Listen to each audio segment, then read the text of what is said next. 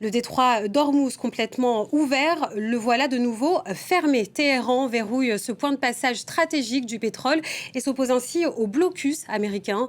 Donald Trump, de son côté, dénonce une tentative de chantage alors que le cessez-le-feu entre Washington et Téhéran doit prendre fin mercredi. Le point avec Hilal El-Flafoui.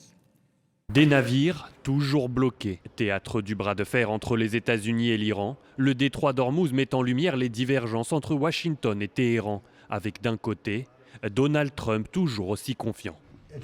Tout se passe très bien. Ils jouent au plus malin comme ils le font depuis 47 ans. Nous discutons avec eux et ils ne peuvent pas nous faire chanter.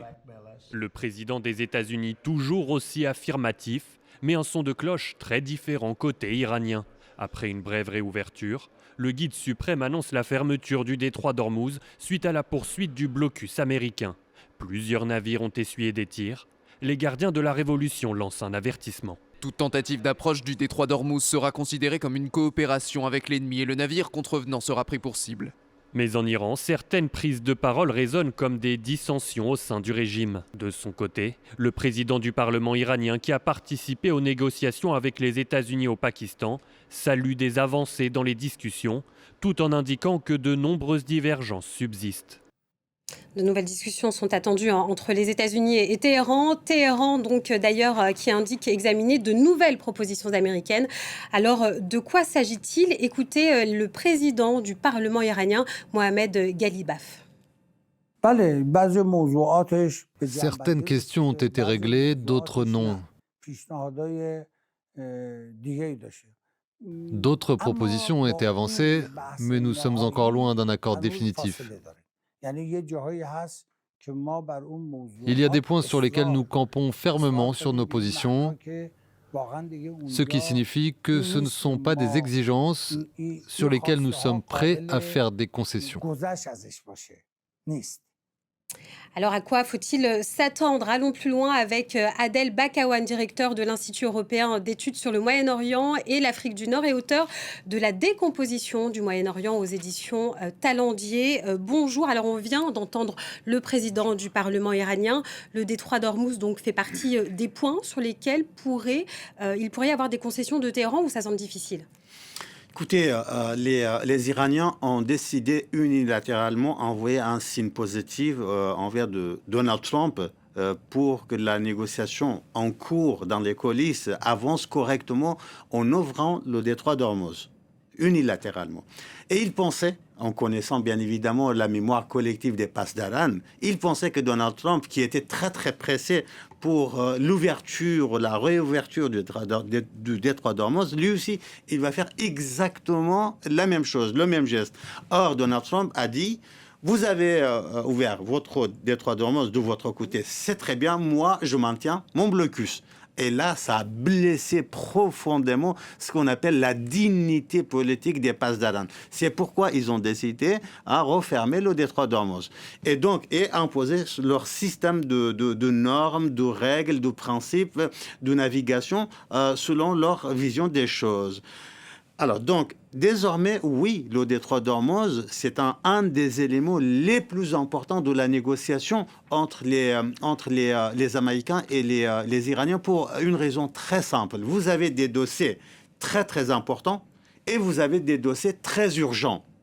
Il faut faire la différence entre important et urgent. Ce qui est important, c'est le programme atomique, c'est le programme balistique, c'est le programme des proxys, ce que j'appelle moi-même dans mon livre, vous l'avez signalé, l'ordre milicien au Moyen-Orient. Mais par contre, ce qui est l'urgent de toutes les urgences ici et maintenant, c'est le détroit d'Ormuz. Et quand vous dites que c'est urgent, je reviens sur ce que vous avez dit, vous avez parlé de dignité politique. Comment expliquer ces volte-face du régime iranien, un coup ouvert, un coup fermé?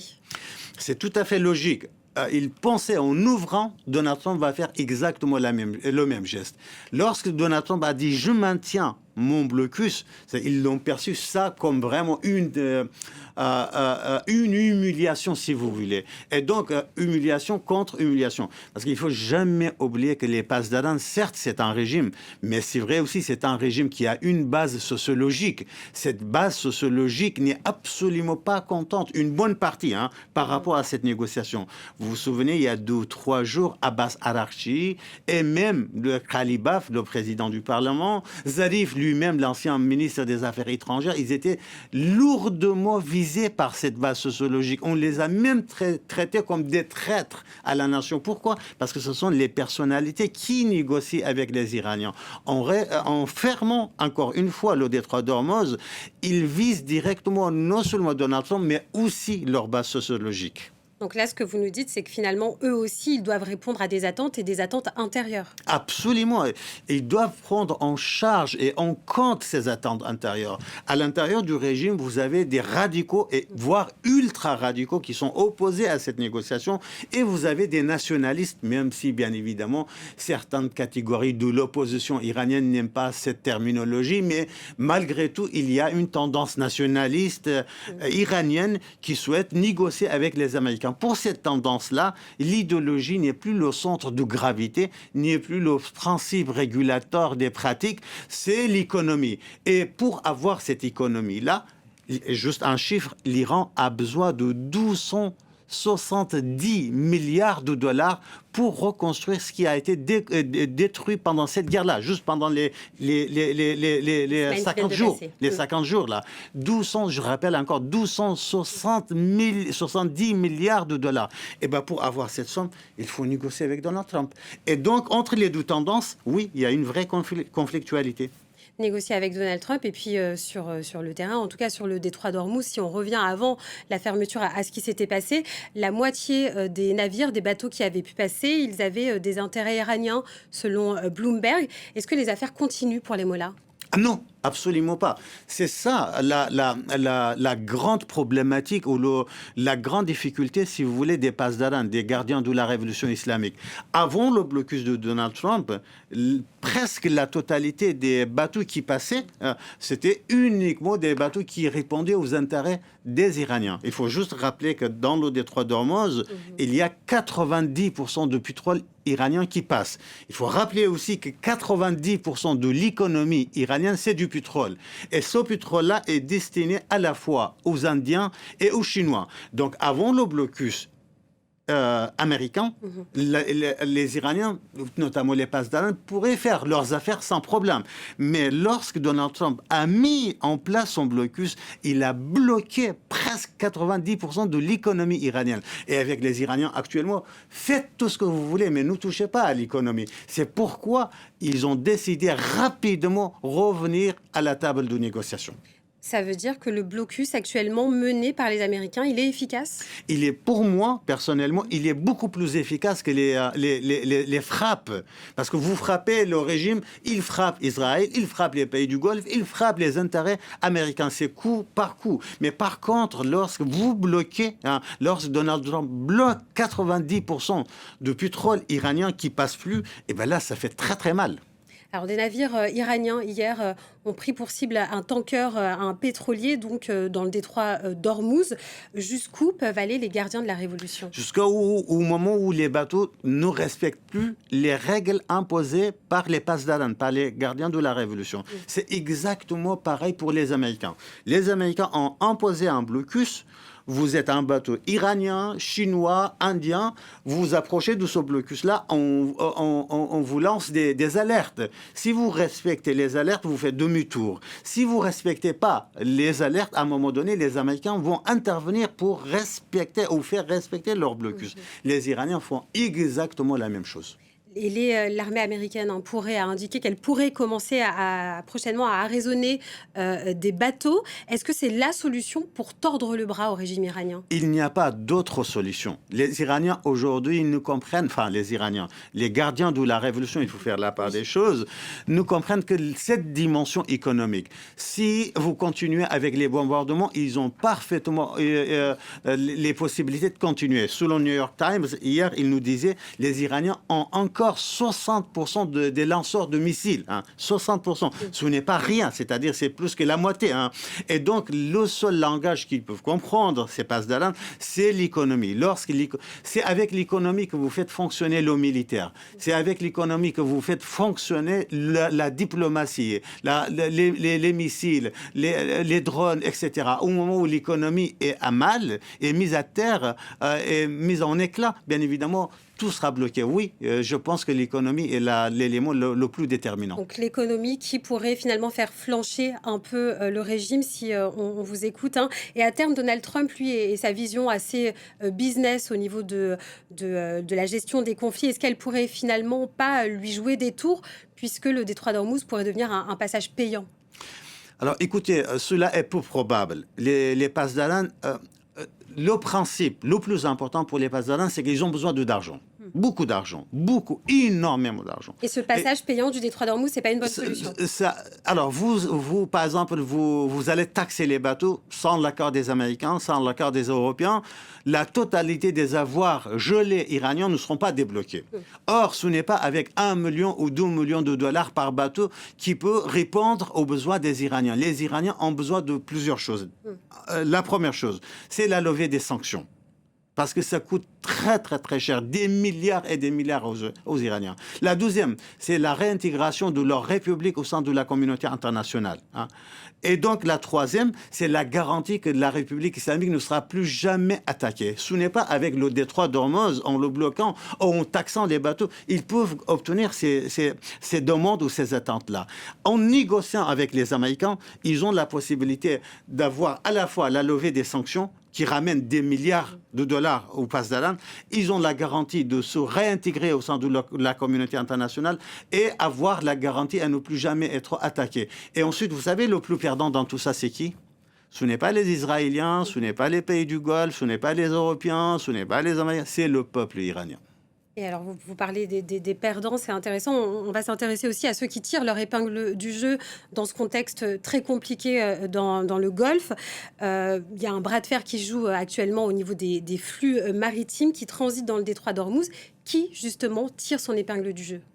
Écoutez, en ce moment, tout est bloqué. Vous voyez, 0 bateau sort.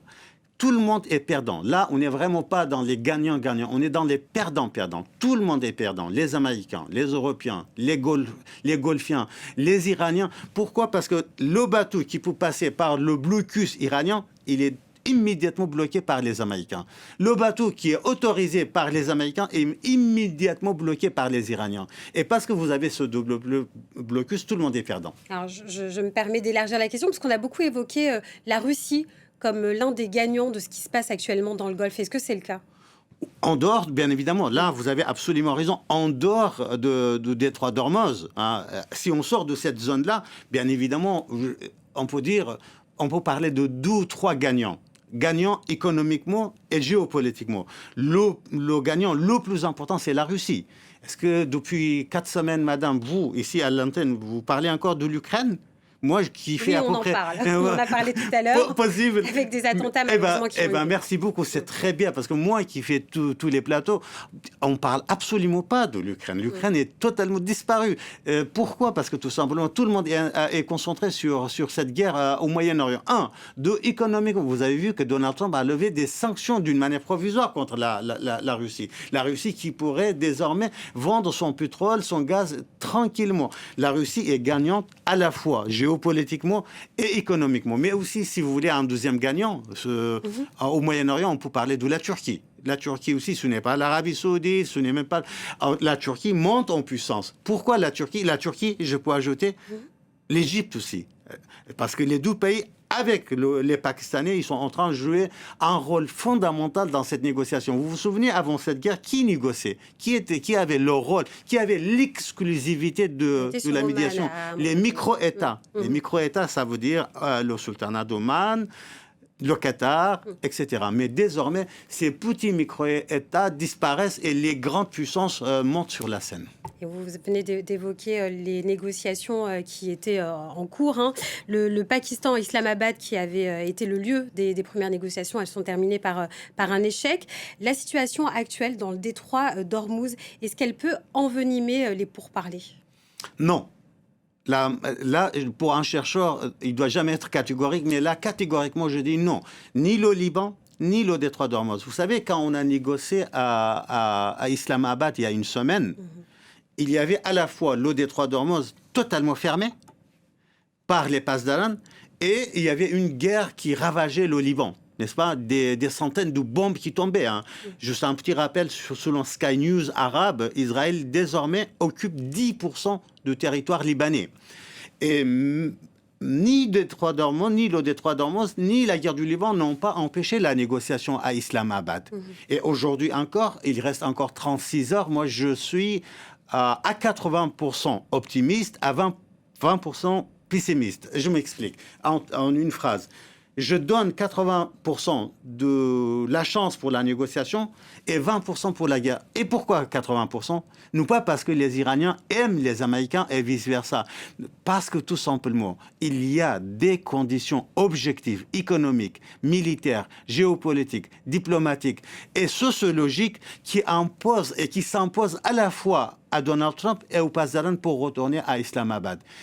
Mais bien évidemment, dans ce que j'appelle le rationnel, hein, le raisonnable, il y a toujours une zone grise pour l'émotionnel et l'inconnu. L'inconnu, je donne 20%. Adel Bakawan, merci à vous d'avoir été l'invité de Paris Direct sur France 24 aujourd'hui.